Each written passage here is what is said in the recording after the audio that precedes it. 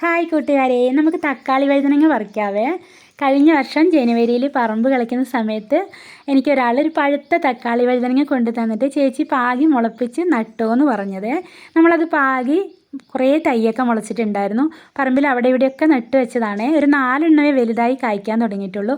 ബാക്കിയൊക്കെ മഴക്കാലത്ത് ഓരോ പ്രാണികളൊക്കെ കയറി അരിച്ച് നശിപ്പിച്ച് കളഞ്ഞു. അപ്പോൾ ഈ ജനുവരിയിൽ നമ്മളതിൻ്റെ കായ് പറിക്കുവാണ്. ഇത് കണ്ടോ, ആദ്യം ഉണ്ടായ കായൊക്കെ കുരങ്ങന്മാരും കൊണ്ടുപോയി കേട്ടോ. അവന്മാരുടെ വിചാരം ഇത് തക്കാളി എന്നാ. പറിച്ച് ഒന്ന് കടിച്ചിട്ട് താഴെ ഇട്ടേക്കും.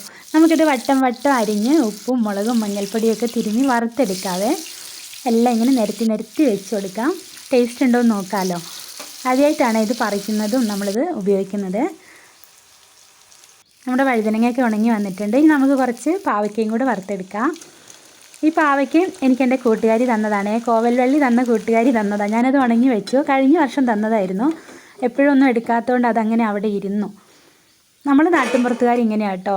നമുക്കുള്ളത് അടുത്തുള്ള കൂട്ടുകാർക്കൊക്കെ തൈയാണേലും വിത്താണേലും കായാണെങ്കിലും ഒക്കെ കൊടുക്കുക. ഇന്ന് നമുക്ക് മോരുകറിയും വാഴയ്ക്കത്തോരനും നമ്മുടെ പാവയ്ക്ക വറുത്തതും വഴുതനങ്ങ വറുത്തതുമാണ്. വഴുതനങ്ങ കഴിച്ച് നോക്കി, നല്ല ടേസ്റ്റ് ഉണ്ട്. നല്ല അടിപൊളി ടേസ്റ്റാണ്.